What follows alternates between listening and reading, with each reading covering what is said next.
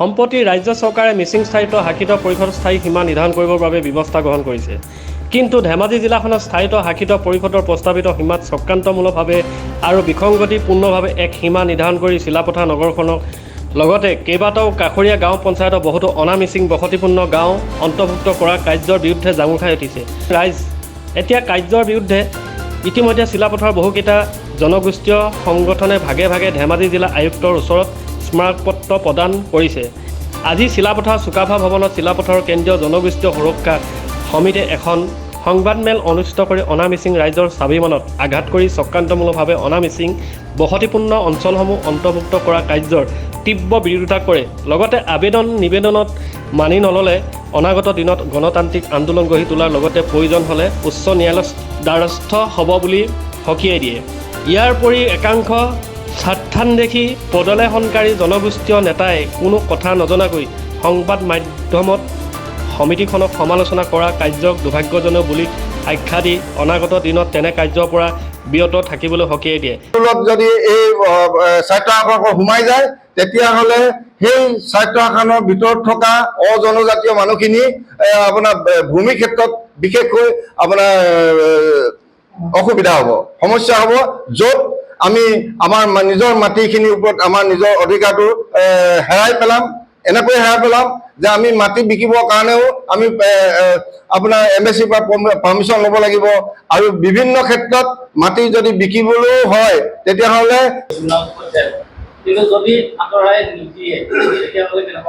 নহয় আমি খুব ভদ্ৰভাৱে আমি আবেদন কৰিছোঁ। আমি সকলো ৰাইজে লগ লাগি আমি আমাৰ প্ৰাপ্য বুলি নকওঁ, এইটো এটা অধিকাৰ যে আমি অসমত বসবাস কৰা অসমীয়া মানুহৰ এটা মানে অধিকাৰ, যিটো অধিকাৰ আমি স্বাভিমানক লৈ আমি জীয়াই থাকিব লাগিব।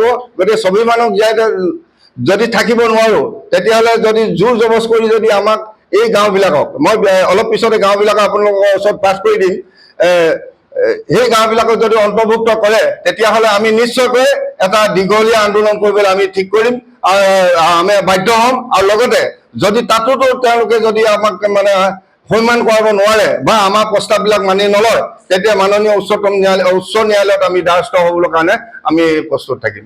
GP আৰু চিলাপথাৰ GPত বিশেষকৈ ৰাজগাঁও হিচাপে তেওঁলোকে চিহ্নিত কৰিছে। এখন ৰাজগাঁৱত 5খন 6খনকৈ গাঁও আছে। ৰাজগাঁওখন যেনে 1 নং চিলাবলক, 2 নং চিলাবলক, 3 নং চিলাবলক, আপোনাৰ পাণবাৰী, শিৱনগৰ, ভৈৰৱপুৰ, বোকাবিল, মানিকপুৰ, এইকেইটা যদিও আমি 7টা নাম কৈছোঁ তাতে অতি কমেও 36খন গাঁও তাত সোমাই আছে। এই 36খন গাঁৱত আপোনাৰ 10%ও আপোনাৰ ST কওক বা মিচিং জনগোষ্ঠীয় মানুহ তাত নাই। গোটেই মানুহখিনি আমাৰ হিন্দু বঙালী ৰাইজে আমি তাত বসবাস কৰোঁ। গতিকে তাত আমি কোনো পধ্যে আমি আমাৰ MSC তাত অন্তৰ্ভুক্ত কৰিবৰ কাৰণে আমি এইকেইটা মানে ৱাৰ্ডো তেখেতলোকে সেই আপোনাৰ সীমাত আমি অন্তৰ্ভুক্ত কৰিছে। গতিকে আমি প্ৰথমতে আমি এই টাউন কমিটিৰ আমাৰ যি 10টা ৱাৰ্ড তেখেতলোকে ল'ব বিচাৰিছে, আমি তীব্ৰ বিৰোধিতা কৰিছোঁ আৰু কোনো কাৰণতে এই 10টা ৱাৰ্ড আমি আমাৰ মিচিং অট'নমাছ কাউন্সিলত আমি সোমাবলৈ নিদিওঁ। এইটো একদম 100% সঁচা কথা।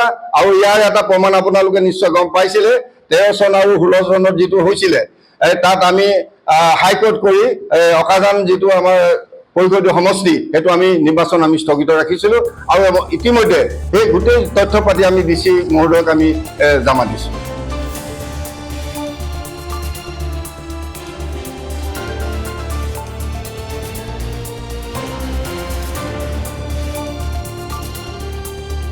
ধেমাজিৰ পৰা সঞ্জয় নাথৰ ৰিপৰ্ট E24 লাইভ ব্ৰেকিং।